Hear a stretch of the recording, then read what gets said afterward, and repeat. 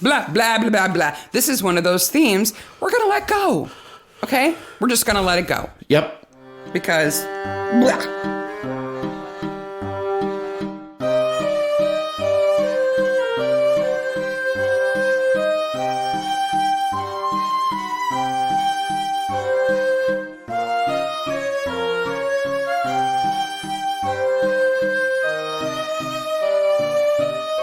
Hello, Maniacs. Hey, Maniacs. Midsomer Maniacs is a recap podcast dedicated to IFTV's series, Midsomer Murders. Each week, we dig into an episode of the show, including the murders, the mayhem, the loonies, and everything else we love. I'm Mark. I'm Sarah, and this week we're talking about Season 13, Episode 5, Masterclass. And we got to start with a warning. We have to. This is probably the most hated Midsomer episode. Justifiably so. There are some heavy themes in it, is that we're just going to ignore, okay? It is populated by victims of horrible crimes. It is problematic, to say the least, but we're going to try to make it fun. It's like they almost try to get Nazis in here. Yeah. To make it even as bad as that. Yeah. Yes, we understand that this is some heavy topics. And yes, we understand that, it's triggering for some people. And we are aware of all that. But we are just going to move past that and look into the background of the show. Know that we acknowledge that those themes are there and we understand how heavy they are and how important they are.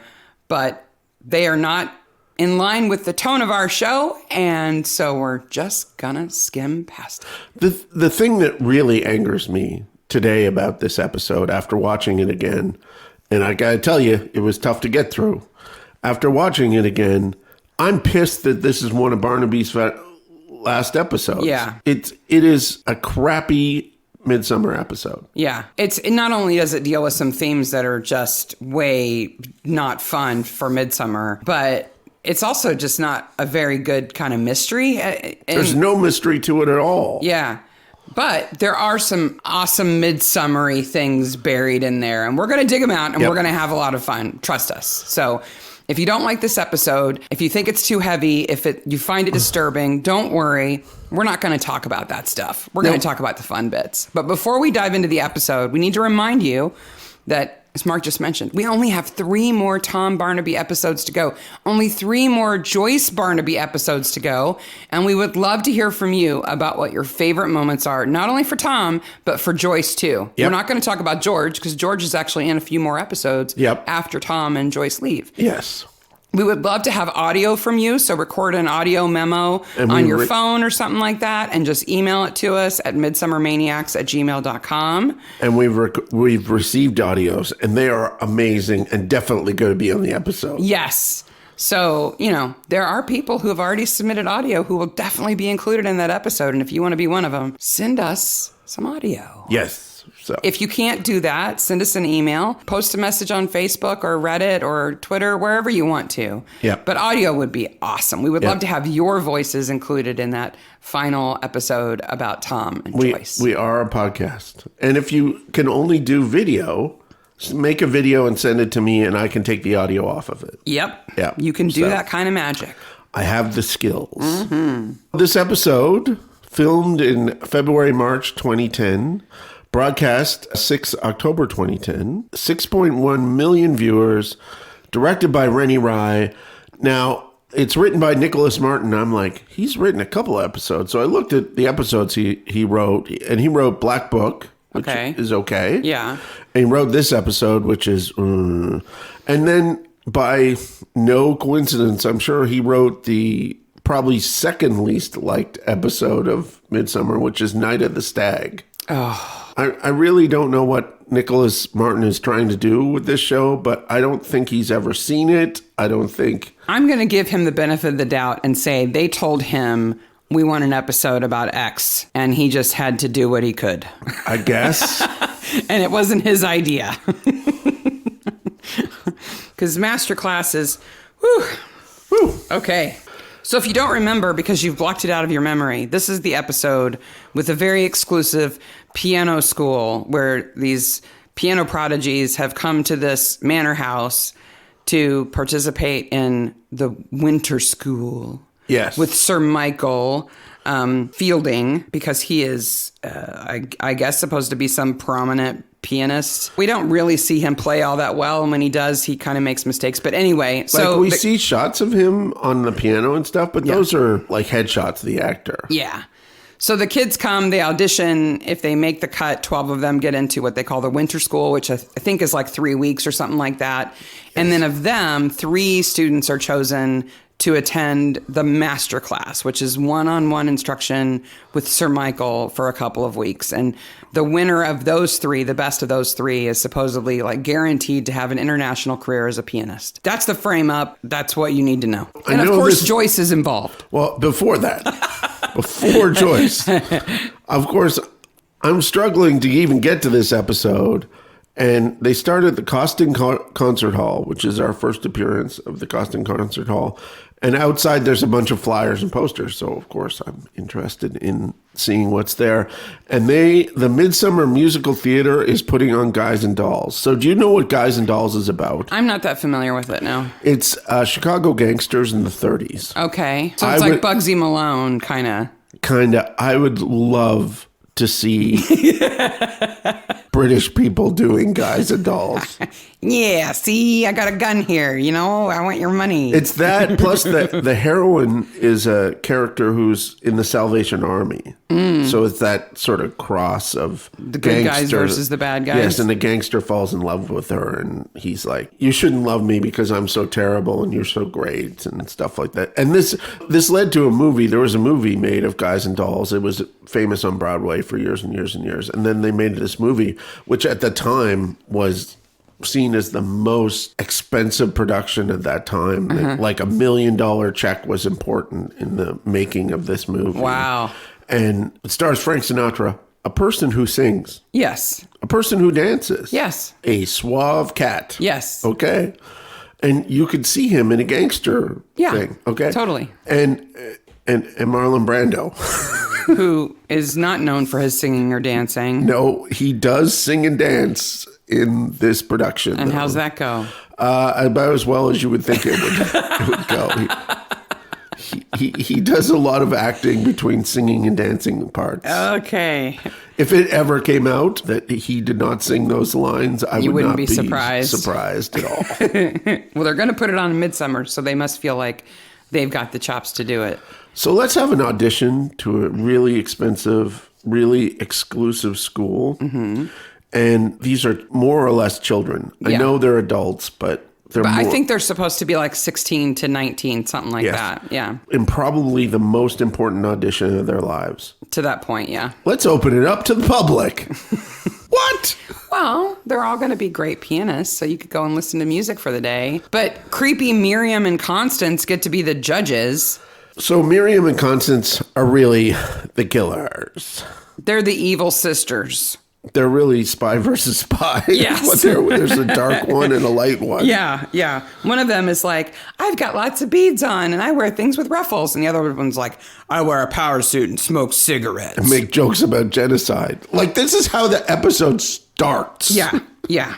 One of the kids plays and one of the sisters says, that was memorable, like witnessing genocide. And that kind of sets the tone. Yep.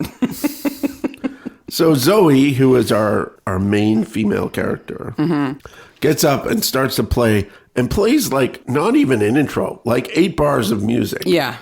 And then just squirts blood everywhere out of her nose. She plays enough for Miriam and Constance, the evil sisters, to be like, oh, she's the one. Well, no, because we later find out that they had already picked her. Oh, yeah, absolutely. I mean, if they hadn't had this audition process in school before, I would think it was set up just to lure Zoe there, since she's the daughter-granddaughter of their dad. So there's 3... She's their sister cousin. There's 3 niece. Main contestants.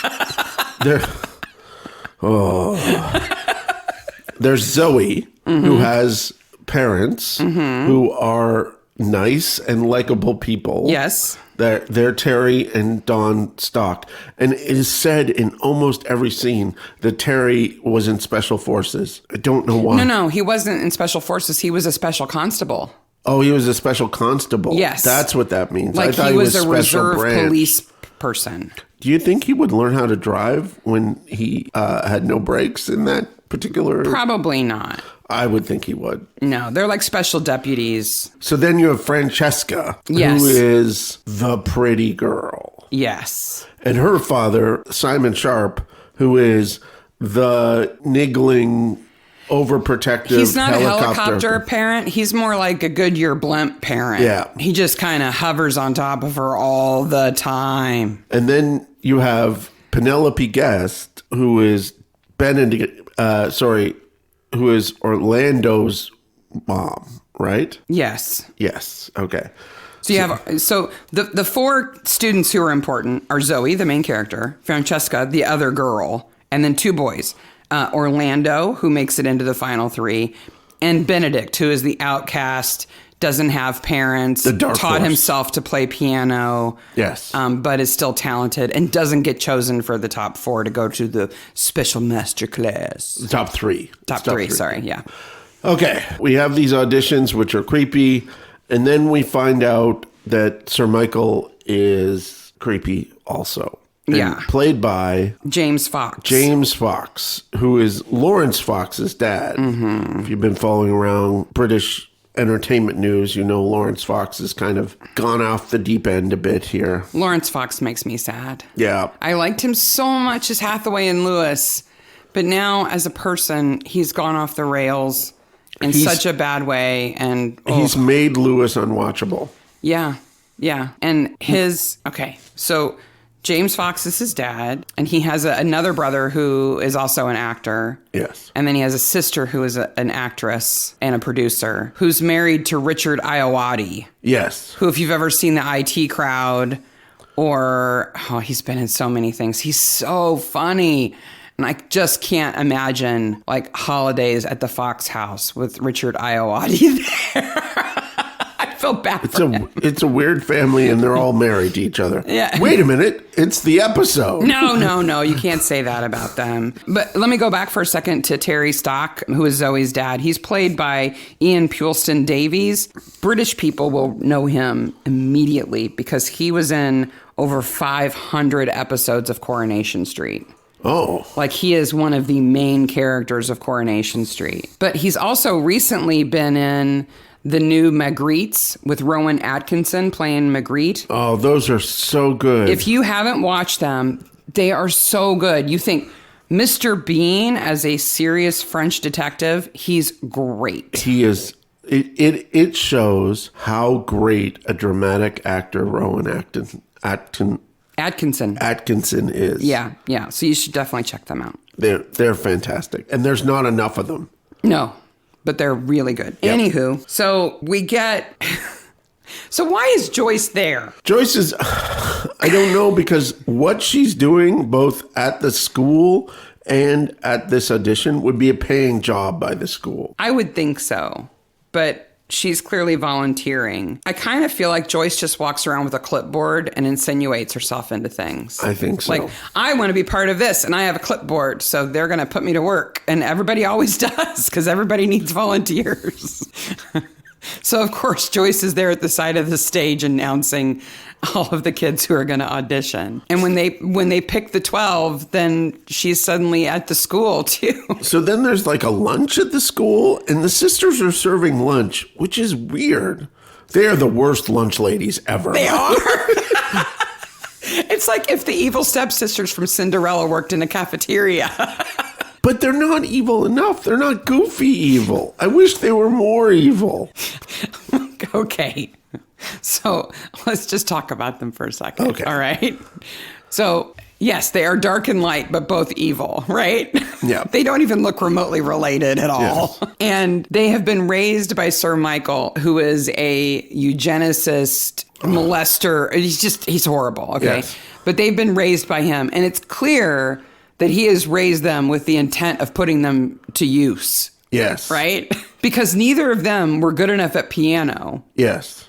They have to serve other purposes. To be killers. So they've been trained to be his henchmen, right? They might as well be Batman 66 henchmen. So I could just imagine them as little girls, like, Daddy, what do you want us to do today? Today, girls, we're going to learn to garrote people. Okay, Daddy. You know, just... So because of this, I looked into sister killers. Uh-huh. Because it had to, like, I can see sibling killers, two brothers being like, okay. Yeah. We're going to beat this guy up, or this guy's beating my brother up, so... We're going to take him out, yeah. Or something like that. But sisters, not so much. Sisters, not so much. I came up with two really super interesting cases. Okay. So the first one, they're called the Scissor Sisters. Nice. You know, I've got Scissor Sisters in my notes for a completely different reason. Oh, that's interesting. Because they're a band. Yes. The Scissor Sisters. And they have a song called Don't Feel Like Dancing. Yes. Don't feel like dancing. And they mention the old Joanna, which is the Cockney rhyming slang for piano that Jones uses in this episode. Wow. Crazy. Okay, so who are the real Scissor Sisters? Linda and Charlotte Mulhall. They're from Dublin, Ireland. Okay. And they are characteristic mid 2000s. Oh, they're recent. Oh yeah. They are like. So they were named after the band. I think so. Because the band's been around longer than that. I think so. They are like the Derby Girls on acid. Oh. Smoking, hair in a bun, leather jacket. They're trouble, huh? Trouble. Who do they kill? They killed their mother's boyfriend. Their parents broke up, and their mother got a new boyfriend who was abusive to them. And they planned and killed him. Oh, boy, did they kill him. They cut off his head and his penis and then cut up the rest of the corpse, dismembered it, and dumped it into the Royal Canal. How old are they when they do this? Oh, they're like women. I would say they're in their 20s. Okay. Where a piece of leg still wearing sock was spotted floating down the river 10 days later. Oh my gosh. They're in jail now. They were like, oh yeah, we did it. Yeah, we did that. He deserved it. He was an abuser. He deserved it. Yeah.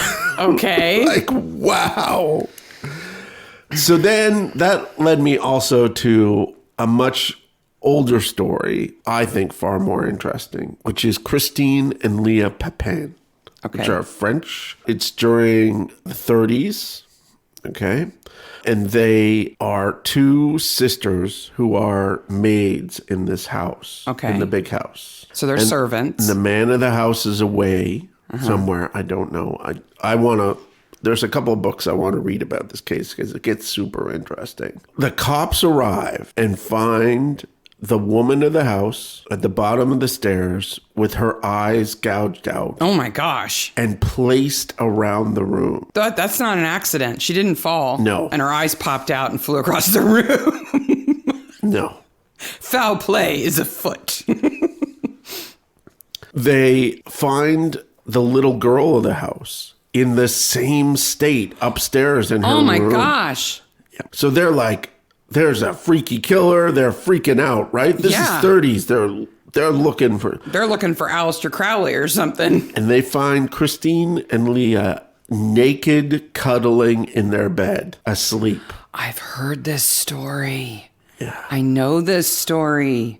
And then they don't talk, right? They don't talk. They don't say anything except to each other whenever they're with each other. And they talk. It is reported that they talk like lovers. But like in a secret language, yes. almost. Almost like in a secret language. And then later on, after years in prison, when they get together one other time, one of them starts to have a fit and try to gouge her own eyes out. Mm-hmm. And the other sister is like, see, this is what happened. We just went into this weird state where we don't remember what happened. This is something took over us. Wow. So Sartre and there are all sorts of sort of postmodern philosophy people are interested in this story too, because it's seen very much as one, possibly an anti-gay thing. But they're sisters. But it's also seen as a class thing. which, French philosophers in the postmodern period are super obsessed with, right? Well, Miriam and Constance aren't that bad. I guess. Wow. They don't gouge anybody's eyes out. I read that. And like everything you read about that story, the next thing you're like, oh. What? What? Yeah. Then what? We get to the house, and then there's almost this amount of machinations. By the way, Joyce has a clipboard in my notes. There's all these machinations to get people running around in the forest. Yes. Which is not just any woods. Like, it feels Shakespearean in its... Yeah, it's almost like a Midsummer Night's Dream. Like, yeah. Meet me at 10. Okay. We'll meet in the bird hide when it's dark. But these aren't just any woods. These are the Devington woods. These are the same woods where the race from the St. Mally's Day, Murder on St. Mally's Day happened. Yes. So these are Spoon Man woods. Spoon Man woods. And that is not a bird hide. It's a booty hide. You'd think after years of hosting this camp at their house, they would know teenagers are going to find those places. You go into that hide and it immediately starts to play Barry White music. Chicka chicka bow wow. Like, did he bring a bag with all that shit in it? All the candles and the booze and everything? It is Orlando. His mom probably packed it for him. Oh. His mom probably put it in the hide for him. Anyway, we have to get to the worst part of the episode that we could talk about, which is the whole bridge, drowning, child, vision, quest, remembrance thing. Oh. To which the biggest thing in my notes is, that's a nice bridge. My notes are all about how horrible Molly's outfit is, right? So Zoe's down by the river. She sees a woman in like an ankle-length dress and this big headband running with a baby in her arms wrapped in a blanket. And she runs up to the bridge and goes over it into a river that is not very big, though I don't doubt it has a current. No. It has no current. I double-checked. 2, you can clearly see Zoe struggling not to stand up in it. Yeah, the actress is doing a good job there. I know I understand it's a canal, but there is no current. I double-checked. I looked at a bunch of shots of that water, and none of it is moving. But this whole scene is supposed to be a memory that she's recovering, being back at this place that she doesn't know she's been to before. And so she is the baby who is in Molly's arms, and clearly less than a year old. Now, it is a scientific fact that your hippocampus is not developed well enough to form long-term memories until you're at least 2.5. At least. Most people say 4. No, Zoe's a special child. She's younger than a year and remembers every word her mom said to her and what she was wearing. I'm going to have to call bullshit on that. Yeah, I agree. If we had a bullshit alarm, whoop, whoop, whoop, whoop, it'd be going off. And so then she goes into the water to save this woman who's not really there because it's her mom and it's a memory. And the woman who's jumped off the bridge is yet another sister. She is the third sister. Constance and Miriam are the 2 evil sisters who survive. And Molly is the one who throws herself off the bridge and dies because that baby is a baby she's had by her dad. It is her daughter's sister. Yeah. And Miriam and Constance know all about it. I gotta say, Barnaby's a great investigator, but the people who came before him were for crap.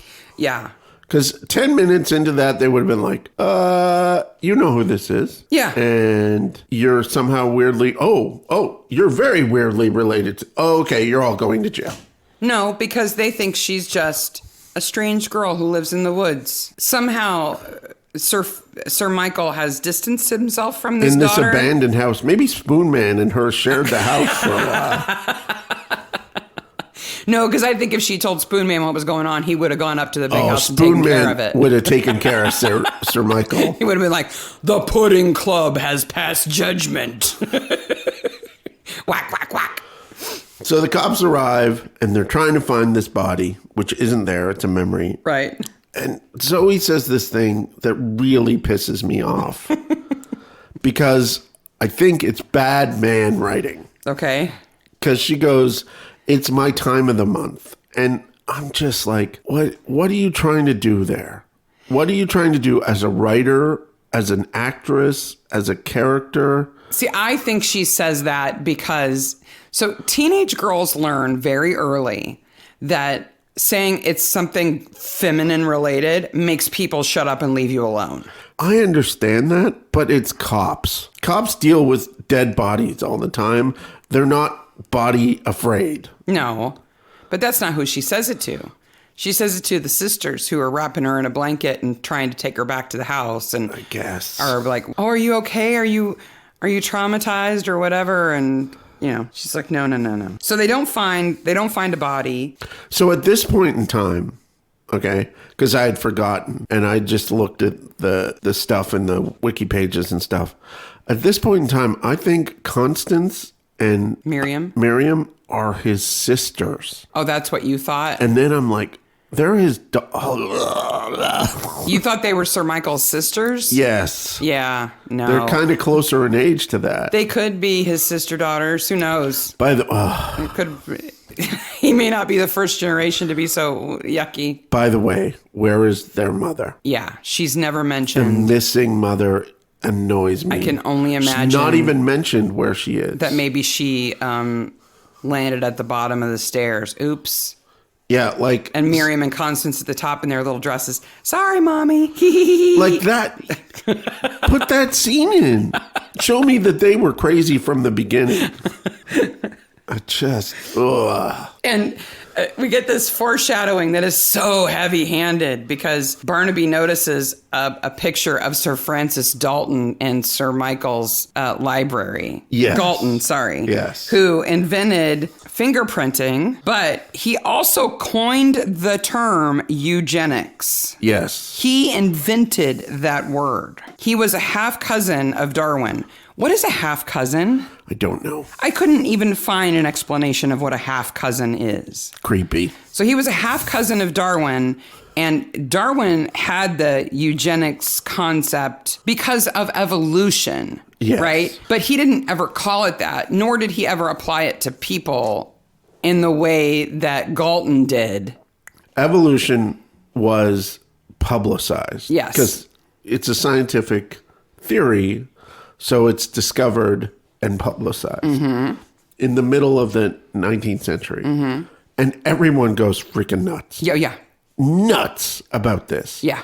And that includes the people who, like H.G. Wells and people like that, who were like, I'm going to use this theory for good. The good of the white race. Yeah, the good of wealthy white people who I like. So those people, in hindsight, look like racist dickheads. Yes. Okay? But they thought, and actually there's a Murdoch that does a good job of this, both making them look horrible and making them think that they're doing the right thing.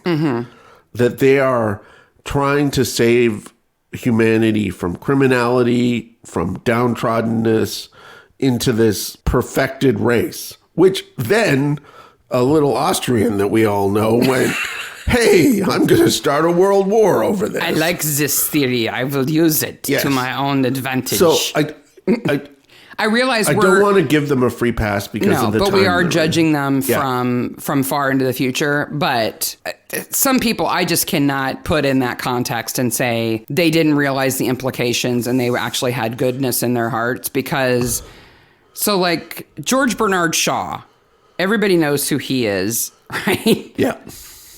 He promoted, not just supported or mentioned, he promoted the use of lethal gas chambers in 1910. Yes. So way before Hitler. Yeah. Right? Hitler is still a painter at that point, a failed painter. And George Bernard Shaw is saying that we should round up people who are less than perfect and put them into lethal gas chambers for their own good. Yeah. Like everyone went mental. Alexander Graham Bell. Yep. Whose wife was deaf. Yep. Said that we should determine the causes that promote intermarriage among deaf and dumb and remove them. It just... Helen Keller was a eugenicist. Yes. How in the hell is Helen Keller a eugenicist? They thought they were doing the right thing. But like, what level of self-loathing do you need to be a eugenicist who is also born deaf and blind? Yeah. I mean, come on. Yeah. Anyway, blah, blah, blah, blah, blah. This is one of those themes we're going to let go. Okay? We're just going to let it go. Yep. Because, blah, poor Benedict. Not only does he have no parents, he's self-taught, and he doesn't get picked for the master class, but he has really bad hair. They could have done, I wish. And that's his real hair. Yeah, I wish. It makes it worse. I wish they had done this with this episode. All of the people who are piano people in this episode, Zoe, Francesca, Orlando, Benedict, who are all Shakespeare characters, by the way. Yes.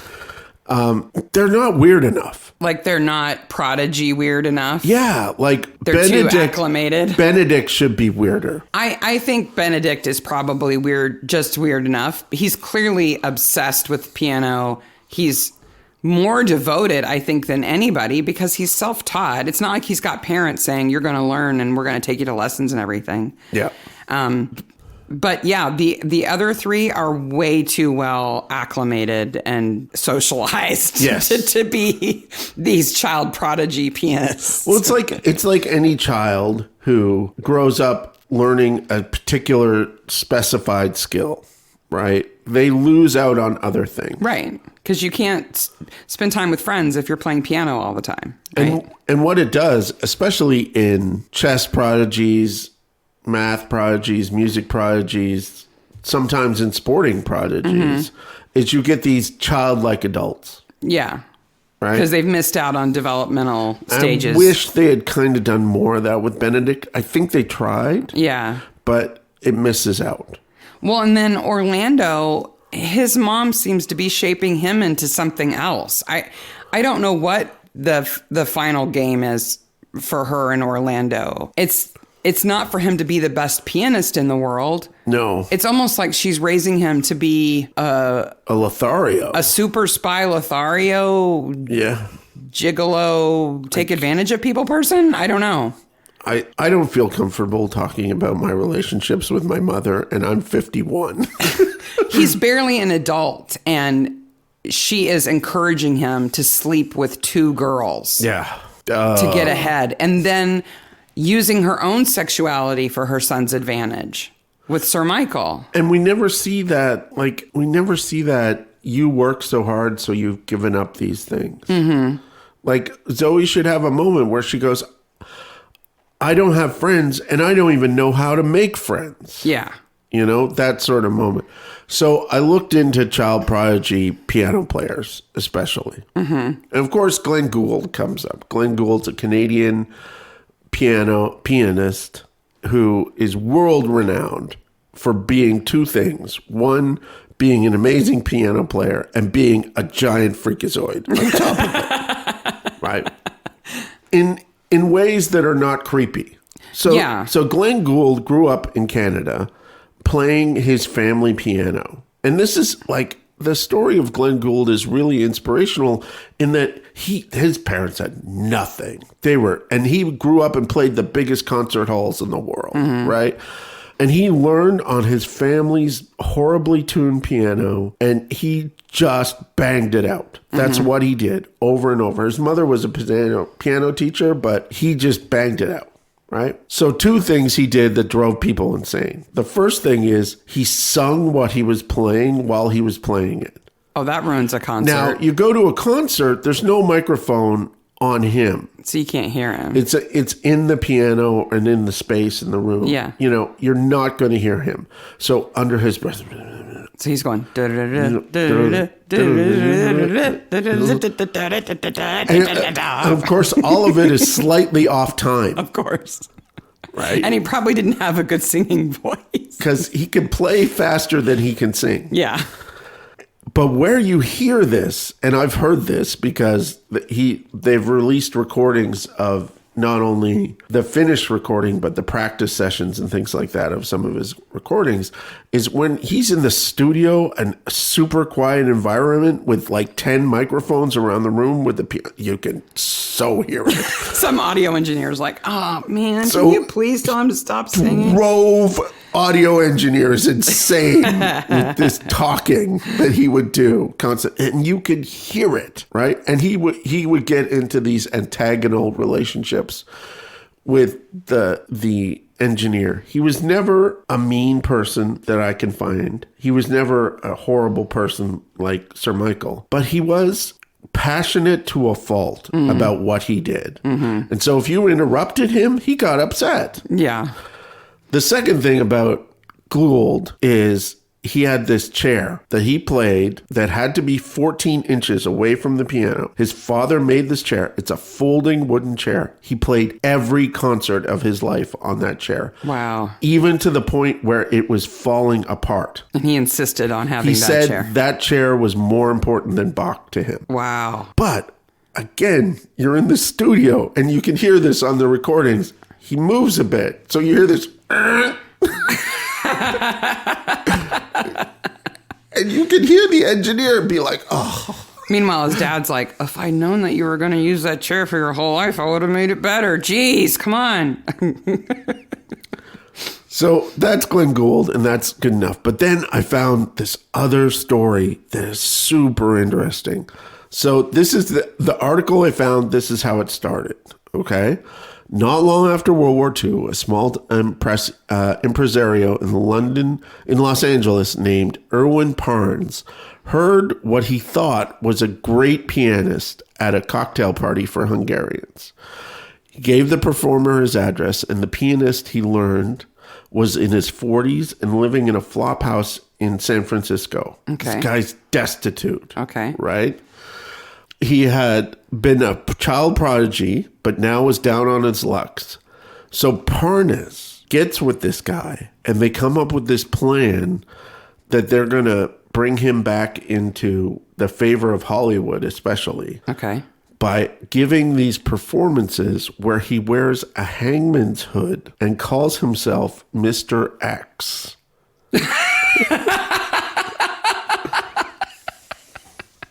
So he's playing in one of those black leather hoods with the eye holes? It's silk. Okay. There are pictures of this. It's brilliant. Okay. So, of course, everybody was So like, he's he's a criminal, he's pianist. mysterious, Yeah. he's an escaped mental patient.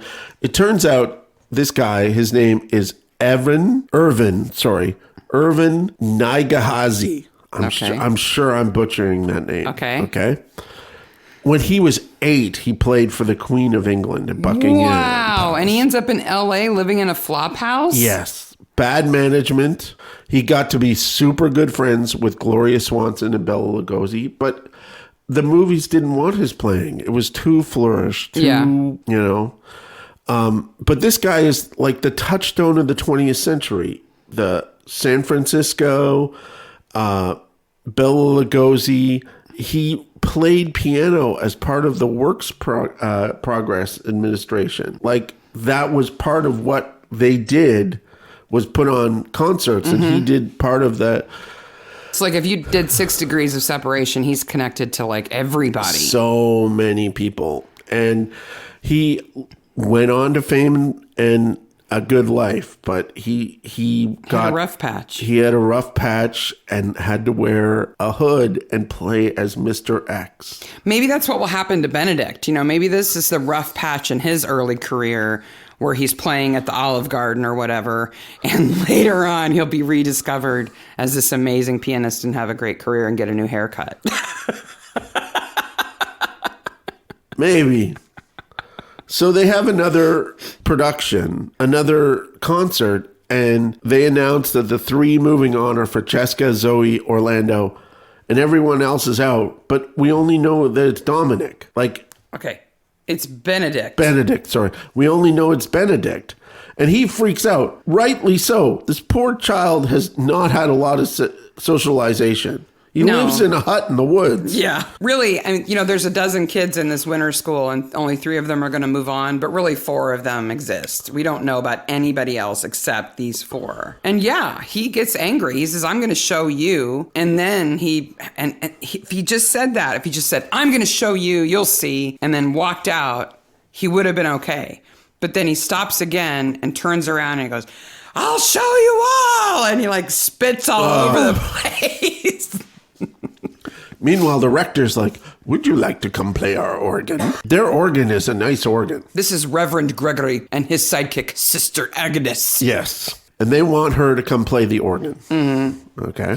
Oh, it'll ruin your touch, Zoe dear. Please don't play the organ. It'll ruin your touch. If you play an organ where you have to press the keys harder, you'll never be able to play piano again. Oh, it's utter bullcrap. And Zoe's like, it's fine. I play organ all the time. Whatever. Yeah.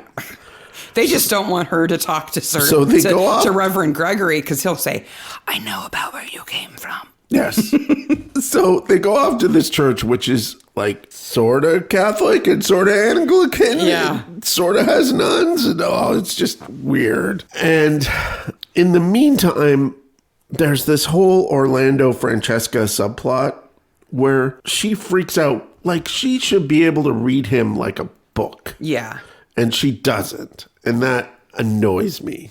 And her father annoys me, but he's harmless. Yeah. Right? He doesn't know his limits. But don't forget, we also have Zoe's parents booking in at the inn in town, right? They're renting a room there. Because apparently none of these parents have jobs that they need to get to. No. They don't just drop their kids off at camp and go home. They hang out for 2 weeks, 5 weeks, whatever it is. And they get shown their room at the inn. And the guy who's running the inn is also one of Fielding's kids. He's Constance and Who's Miriam's afraid brother. of the light. But he cannot handle the light. He's like... when they open the blinds, oh no. Do not light the light. Yeah. And they're like, oh, okay. That's not weird. By the way, we are an hour into this episode. And nobody's died. And no one has even had an attempted murder That's yet. like the real episode. It's 54 minutes in before somebody dies. Oh. I'm like, who's going to die and when? Come on. Give us a body. Just horrible. We get the first... Zoe plays... the organ, and then somebody tries to kill her with some roof tiles. Because the Fantasia Jesu Mere Freud. I'm sure I butchered that. Jesus is my joy. Every church in England has a bad roof. If it was built last year, it's got a bad roof. Well, luckily they have the tiles on a little slippery thing that'll push them right off the edge. And no church has the money to repair their roof. They're always trying to raise money for a roof. Luckily, St. Cecile's has raised enough money to buy 2 stacks of tiny tiles. 2 stacks of tiny tiles, but they're going straight at Barnaby's head. How do they know that Barnaby's there? One of which Miriam shoves off the roof. Yep. How are they going to raise the money to replace that stack of tiles? It's going to take them 5 years. It's going to take them 5 years. And Barnaby does his dexterity check with no problem. No. It's not even close to him. Yeah, he even manages to grab Zoe and get her out of the way just in case. But then when the forensics guys come, they seem to be collecting every piece of terracotta from the ground. They are. They've got those little yellow markers next to every fragment. Now, at this point in time, and we make fun of people who don't do this, but at this point in time, Zoe's parents are like, we don't care about this stupid prize. Mm-hmm. We don't care what's going on here. We're going home. Yeah, and we're taking Zoe with us. Which is what they should have done. Exactly. It would have solved everything. Yeah, but what it did was sign their death warrants because Miriam and Constance are like, you cannot take Zoe away from us. We are going to kill you. Zoe stays with us. Because now they're French Russians or something.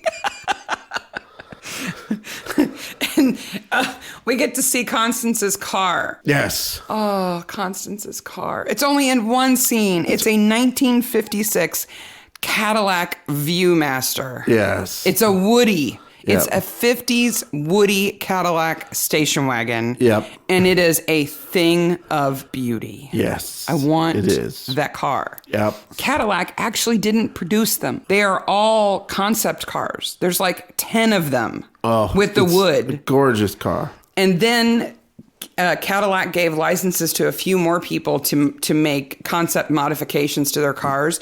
And that's where we get Ecto-1 from the Ghostbusters. Yes. That is a concept modification of a Cadillac Viewmaster turned into a ambulance/hearse. I didn't think we'd get to Ghostbusters in this episode, but we did. But oh my gosh, I want that car so bad. Yes, it's gorgeous.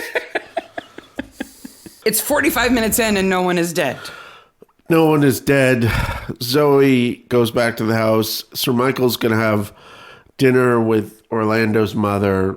It's creep. And now Zoe's going to go stay with her parents in the pub. That's they reach an agreement. She's not going to have to go home, but she is going to sleep at the pub with her parents. And at the pub, they're singing Parlez-vous. Parlez-vous. So this is Mademoiselle from Entière's English song, particularly popular during World War I. What does it mean?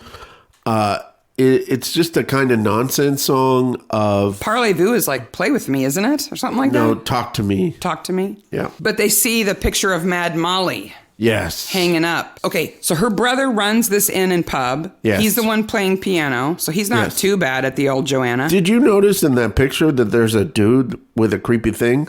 No. Okay, let's get Mad Molly and put her in a picture with everybody. Yeah. Okay. Oh, wait, I need my sickle. There's a guy with a giant sickle at the side of the picture. Like the Grim Reaper sickle? Yes, it's as tall as he is. Wow. There's a crime we don't know about. Why would they even hang a picture that had Molly in it in the pub? Everybody's trying to forget Molly. Yeah. They don't want anybody to know about her. Yeah. Her brother runs the pub. It's up to him whether the picture's hanging there, and he's got it hang in there. Why? That's bad cover up. Yeah. Joyce is reading a book. Well, she's reading all about Galton. Yes, she's reading. reading. Like, what do you know? He was a eugenicist. A life of Sir Francis Galton from the African exploration to the birth of eugenics by Nicholas Wright Gillum. The title sort of gives it away. Yeah, is the book that she's reading. I looked up Nicholas Wright Gillum in a hope that I would find something interesting that wasn't related to incest or crazy crap that's in this episode. No, he was an academic who wrote books like this. Yeah. And he wrote science books and he wrote textbooks. And he passed away. He seemed to be a very nice man. Well, 58 minutes in, Zoe agrees to meet Orlando at 10 o'clock in a bird hide. So they're off to the booty hide. Yes. But meanwhile, Miriam and Constance are standing around in the woods. How they know she's going to go, I do not know. But they must overhear him making plans because they're always lurking. And Barnaby is at the cop shop and it's light outside. And then it's suddenly dark outside when they go to explore the creepy old house. Why would the council let this creepy old house be around? It's in the Devington Woods, and I think Sir Michael owns part of them. So it's not up to the council that house stands there. I'm surprised there's not a couple standing there going, we really want to buy this house and renovate it. Is somebody going to come kill us? We should renovate this house. Yes. So in that house, they find a doll. They find the doll when they take Zoe back there later. Oh, okay. This time they find the heme arginate. Yes. Which is a medication for porphyria. Which is a disease, which is a medication for the disease. As much as I could find about porphyria, there are several different versions of porphyria, and each version has its own set of symptoms. Yep. And it also ranges wildly from like acute to like very short-term porphyria to like being a lifelong kind of condition.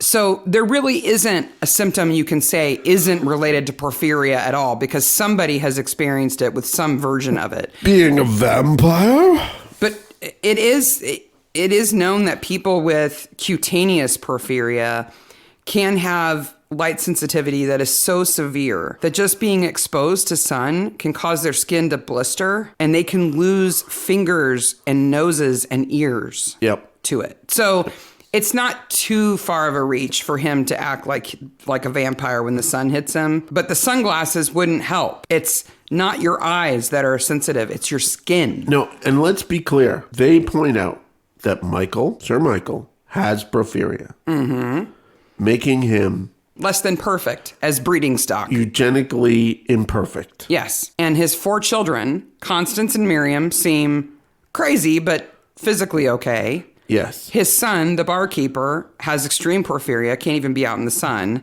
Yep. And his other daughter, Molly, he says was insane. Yeah. Where are the good genes in this? But it's on him. It's beholden to him to save the British race. They sure can tickle the ivories. What?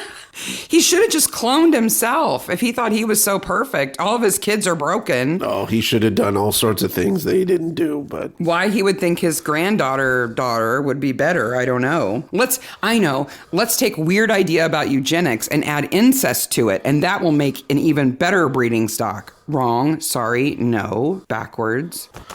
Let's talk about the doll. Okay. It's not too long before they take Zoe to the little house in the woods. Which she remembers everything about it because, remember, she has prenatal memories, basically. She remembers conversations from the womb when she wants to. What does the doll say when she pulls its string? I don't know. It's creepy.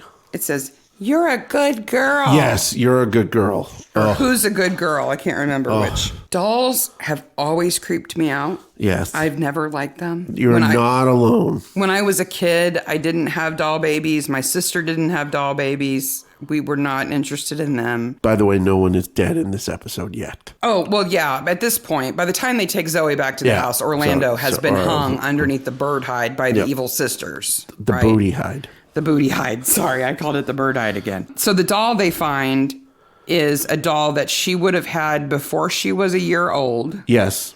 Before she was able to even pull that string and make it talk. Yes. But she remembers it and knows what it's going to say. Well, it is creepy as crap. So those things have a way of marking your psyche. It is by far not the creepiest doll ever. I mean, it's old and it's dirty and it's undressed. So, of course, it's creepy. And it's got the sleepy eyes that when you tip its head, its eyes open and shut, which are creepy, too. All creepy. But these creepy talking dolls go way back, right? Edison made the first talking doll. He put a tiny phonograph inside of it with a cylinder that had a recording on it that it sang 2 things, but the most dominant one was Twinkle, Twinkle, Little Star.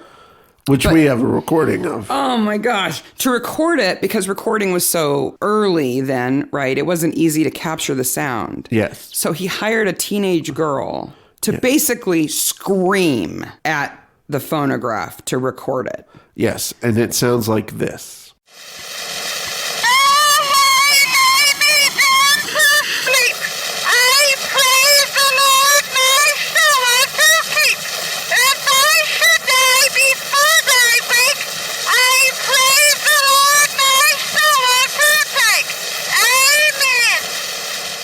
Now, just imagine your kid's doll sounding like that every time they pulled the string. So the way they recorded this is like any early recording, which was on a wax cylinder. Mm-hmm. They would have, they had no microphone at this point in time. Microphones hadn't been invented. Right. So they had a needle on the wax cylinder that made an indentation that moved when you moved the diaphragm by speaking loudly into a big speaker cone, basically. Yeah, like a big horn. Yeah. And you had to speak really loud to make it vibrate enough to actually record it. You had to shout to do this. Nor could they copy them. So for every doll that Edison sold, that girl had to scream into that thing to make that wax cylinder. They are horrible. Can you catch me, Murdoch? Sorry, there's a Murdoch episode with creepy dolls where James Gillies is creepy in it, and catch me, Murdoch, if you can. If you can.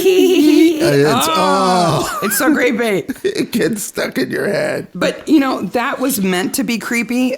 There were so many other talking dolls that were released, like by Mattel and other toy companies, that weren't meant to be creepy, but they are. Okay. There's no way around it. Chatty Cathy. Yeah. Is one that everybody's heard of because now Chatty Cathy is like kind of like an idiom now. You say if somebody talks too much, you say, oh, she's a Chatty Cathy. He's a Chatty Cathy. Well, and there's a Twilight Zone episode that directly references Chatty Cathy with Telly Savalas in it, which is fantastic. Well, she was released in the 60s, and she said things like, I love you. Please take me with you. Please change my dress. And I hurt myself. Oh. Which is, why did you include that? Yeah.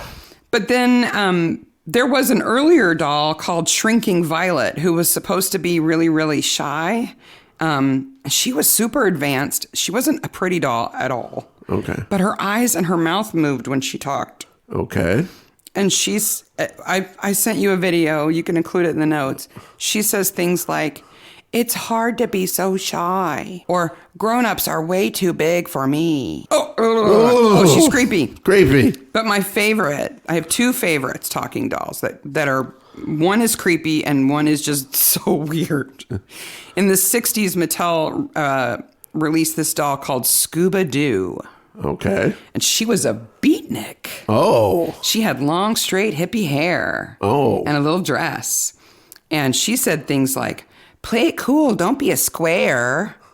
And "I'm hip, like a beatnik."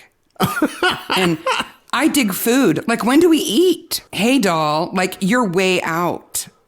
My favorite though is "Dig my crazy black stockings." Oh, that's so weird. "I dig food, like when do we eat?" But then there was Little Miss Echo. Yeah. Little Miss Echo was super advanced in the 60s. She had a 15-second tape loop recorder inside of her, okay? So she's got this little brooch at the base of her neck in the front of her dress that is actually a knob. Yeah. You turn it one way to record and you turn it the other way to play. So you could record stuff on this? 15 seconds of my audio you gosh. could record. Oh my gosh. Right? Little brothers took advantage of that. Oh my gosh. The best story I found was of this guy who he and his brother would play tricks on their little sister with it. And what they recorded into it is, "I'm going to cut off your head." So when she turned the knob, that's what it said. She thought she had recorded in it "Let's have a tea party." But since she had recorded that, they had said, "I'm going to cut off your head." And then so they turned the knob. That's what the doll said.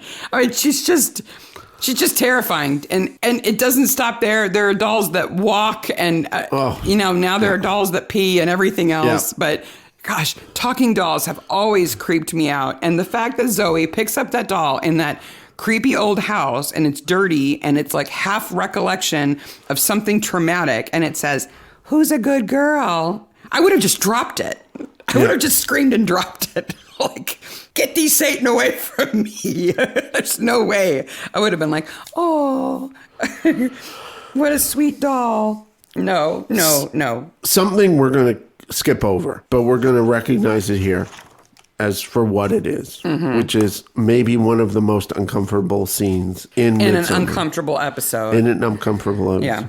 Is the dinner date between Sir Michael and Orlando's mother. Yes. It is an embarrassment for the writers, the directors, the actors, and any viewer who watches it. And it makes you just want to go take a shower, wash your brain.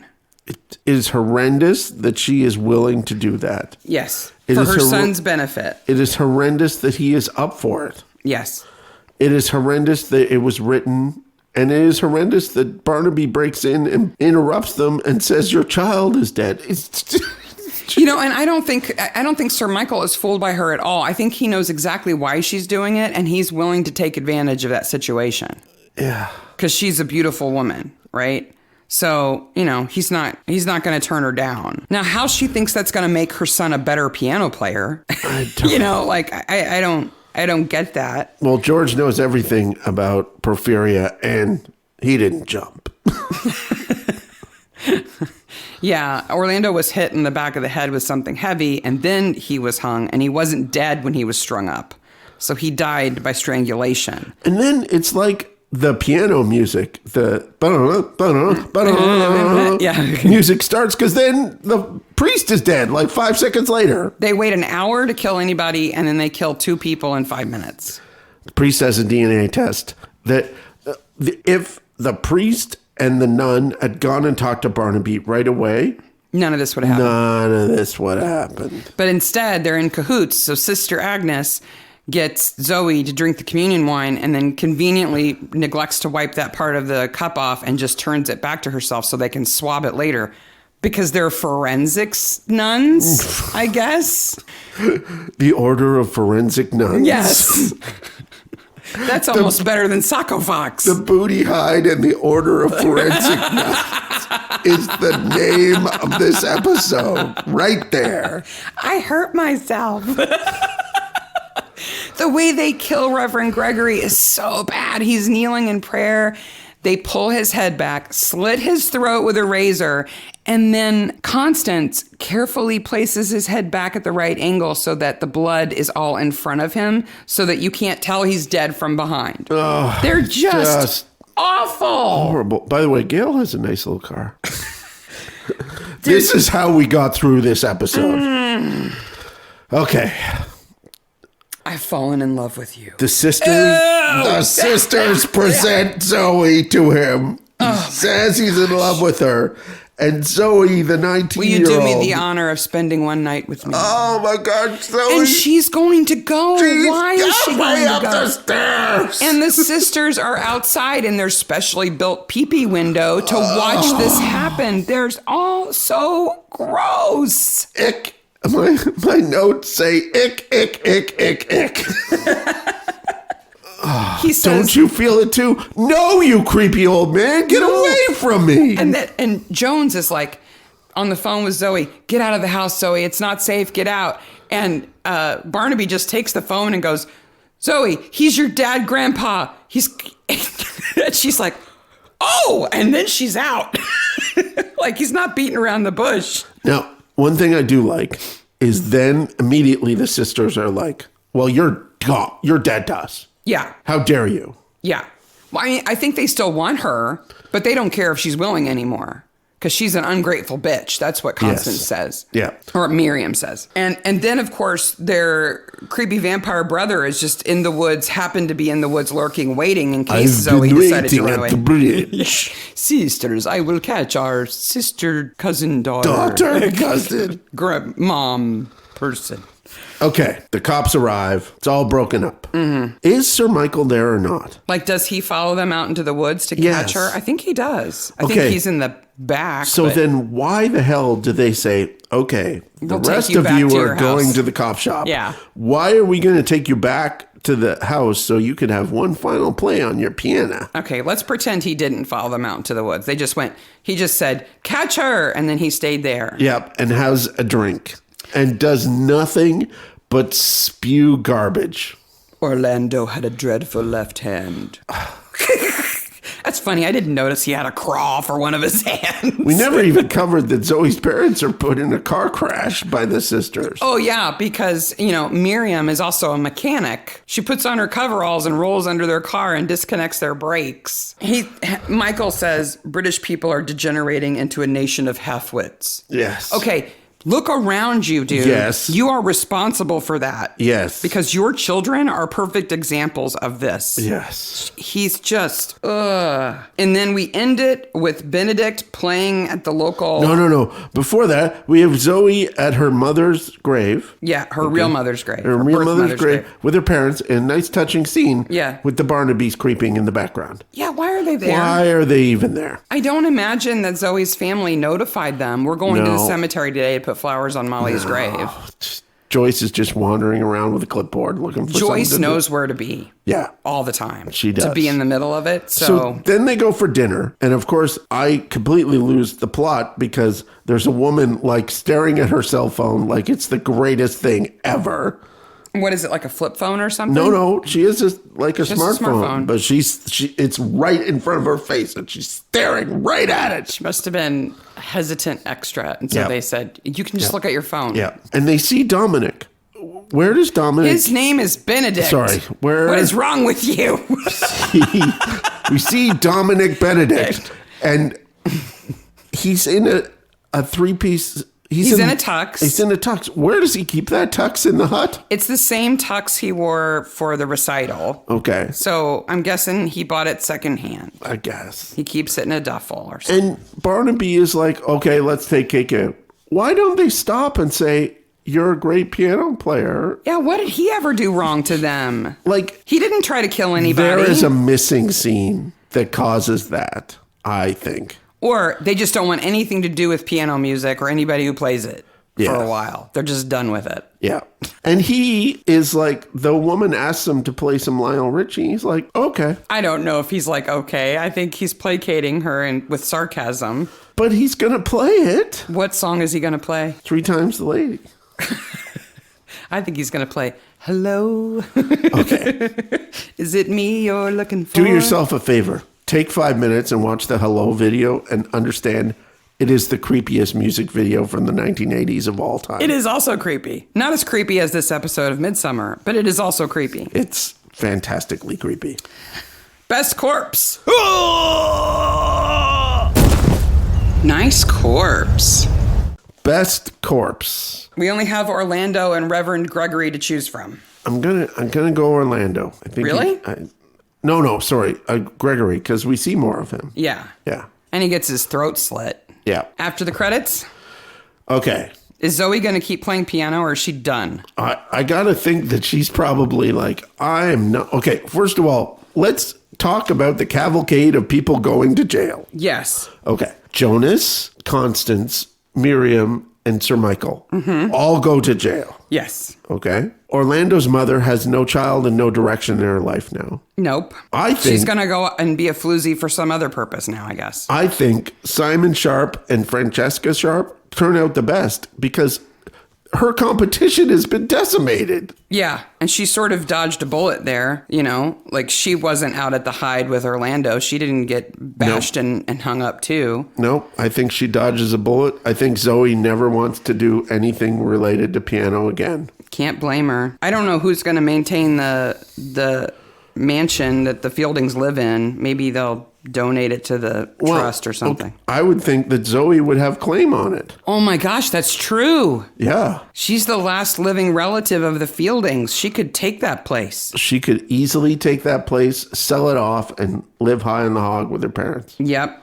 And she deserves it. Maybe give a little to Benedict. And Sister Agnes is just going to be sad. She's sad because she obviously loves the priest. Yeah. She and Reverend Gregory are close. Yeah. Oh, wow. Did you know that James Fox, who plays Sir Michael in this, was in Gulliver's Travels with Ted Danson? No. Ted Danson plays Gulliver. I know Ted Danson did at Gulliver's Travels. I didn't know that he was in it, though. He was also in a movie with Mick Jagger called Performance about a rock star. This movie is terrible. I bet Mark's seen it. Horrible movies. Are you ready? I'm ready. I really only have one. Okay. Because I found two. Okay. But one, I'm more comfortable thinking you've never seen it, but I'm going to tell you about it. Okay. So Elizabeth Bell, who plays Sister Agnes in this episode, yes, was in a movie called Pinocchio. Oh, okay. But it's not the Disney Pinocchio. Okay. This is a 1971 Pinocchio, subtitled The Erotic Adventures of Pinocchio. It's live action. Stop. The tagline is, "It's not his nose that grows." I've never seen this movie. I've never, ever seen this movie. But like, I think Sister Agnes is naked in this movie. Oh! The Naked Order of Forensic Nuns. And the Booty Hide. It's the best title of an episode ever. Mostly because it completely overlooks all of the horrible things that happen in this episode. Absolutely. Okay, so I've got one movie for you.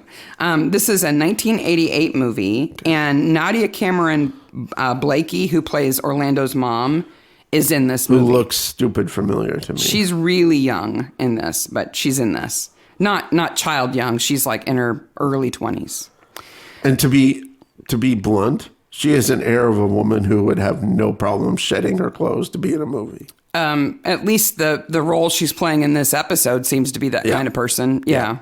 You can't really say the actress is like that. Not that there's anything wrong with shedding your clothes to be in a movie if you're absolutely okay with it. True. Okay, so in this movie, the Lady of the Lake is reincarnated, and with the help of a reincarnated knight, try to stop an evil wizard from ending time on Halloween night. This is a Halloween movie. Yes, I've seen this movie. Isn't it called like October 31st or something? Like it's a Halloweeny. October 32nd. Oh, I was close. It's hard to give you hints about it because so Nadia Cameron Blakey plays the Lady of the Lake. Yeah, I've seen this movie. And she and this knight are trying to stop Merlin from acquiring the sword on Halloween night. So this is a 1988 movie and it's set in the 80s. All right. So everybody's come back to life from the Dark Ages. Okay, so this is Excalibur and Friday the 13th put together. Yes. Which is so in my wheelhouse. Yes. Which is why I saw this movie. Merlin wants to steal the sword on Halloween night, which will create October 32nd and end time. And they have to stop him. The 80s had a real problem with Merlin. They tried to figure out if he was a good guy or a bad guy. Certainly Excalibur deals with that. Yeah, they can't decide. Yeah, and then you had the Mr. Merlin television show where he was super, super good. And there was all sorts of weird Merlin stuff in the 80s. Yep. There's also a wizard named Yong who helps them. I don't know. No. October 32nd. Look it up on IMDb. So you get a point for that one. Good job. I'll put the poster in the show notes. Oh, it's quite the poster. Along with all sorts of baby doll craziness. Oh, that's masterclass. We made it through it. We did. We deserve a masterclass. Phew. That was a masterclass in avoiding things. Our next episode is The Noble Art. Season 13, episode 6, 79, The Noble Art. Yes. Which is, of course, boxing. Yes. And the third to last. We only have 2 episodes after that one of Tom and Joyce. We have Noble Art, Not in My Backyard, and then the one Fit for Murder. Fit for Murder. Oh, look out for evil sisters. Avoid talking baby dolls and bird hides. That's my advice. Yep. Do not allow your children to become prodigies at weird schools. I tried to look up weird music schools, but as almost a response to this notion of music teachers being creepy, sort of sexual predators, they're all super open and super upfront about No one things. is ever alone at our piano camp. It's kind of like that. I did find one for adults. So it's a piano class for adults at this inn in New Hampshire. It's $2,500 for the week. And you get lessons with masters and things like that. And then there's a concert at the end that is no filming and no... It's like going to rock and roll camp or something. It's like going to rock and roll camp. But I'm like, that is a better setting for a murder mystery than this. Yeah, to do with pianists? Yeah. Yeah, that would be better. Yeah. Oh, goodbye, Masterclass. Let us never speak of you again. Until we get to the stag one. Let's not even do that. Until next time. Bye, Maniacs. Bye, Maniacs.